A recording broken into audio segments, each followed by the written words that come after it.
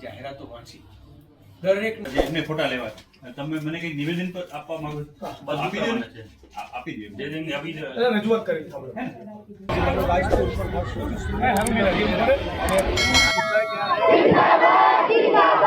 સમગ્ર ગુજરાતની અંદર દેવી પૂજક ઠાકોર મુસ્લિમ માલધારી દલિત આવા ગરીબ વર્ગોને વીણીને ટાર્ગેટ કરીને એમના માથે જે મકાનો છે આશરાના છે એ રાજ્યની સરકાર દ્વારા તોડી પાડવામાં આવી રહ્યા છે।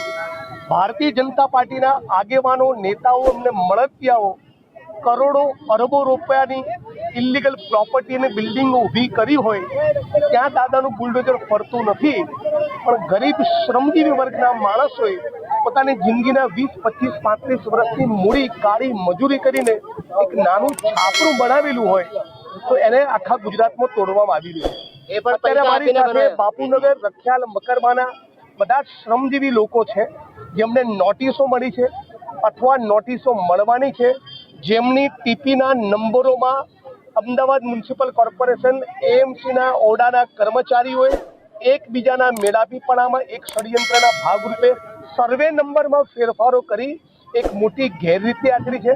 આ તમામ મુદ્દાઓની રજૂઆત કરવા આજે અમદાવાદ મ્યુનિસિપલ કચેરીની બહાર અમે લોકો આવ્યા છીએ એ આશા સાથે કે આની વિગતવાર ડિટેલમાં તપાસ કરવામાં આવે। ઓરડા અને એમસીના જે પણ અધિકારીઓએ સર્વે નંબરોમાં ફેરફાર કરી નાખ્યા, ખાસ કરીને મકરબાની સીપી સ્કીમ 84 એમાં એની તપાસ કરવામાં આવે। એક પણ માણસને વૈકલ્પિક વ્યવસ્થા વગર એમનું મકાન તોડવામાં આવે નહીં અને દાદાનું બુલડોઝર ખરેખર ક્યાંય ફરવા જેવું હોય તો ભારતીય જનતા પાર્ટીના એમના પક્ષના નેતાઓએ જે ઇલીગલ બિલ્ડિંગ ઊભી કરી છે ત્યાં બુલડોઝર ફરવું જોઈએ। આવી માગણી લઈને આજે અમદાવાદ મ્યુનિસિપલ કચેરી ખાતે અમે આવ્યા છીએ। બધા લોકો સંકલ્પબદ્ધ છે, બધા જ ગરીબ માણસો, ખાસ કરીને એસસી, એસટી, ઓબીસી અને માઇનોરિટીના માણસો સાથે મળીને સમગ્ર ગુજરાતમાં અને અમદાવાદ શહેરમાં આંદોલન લડવાના છે। ઘર માથે છત હોય આ દેશના દરેક નાગરિકનો મૂળભૂત અધિકાર છે।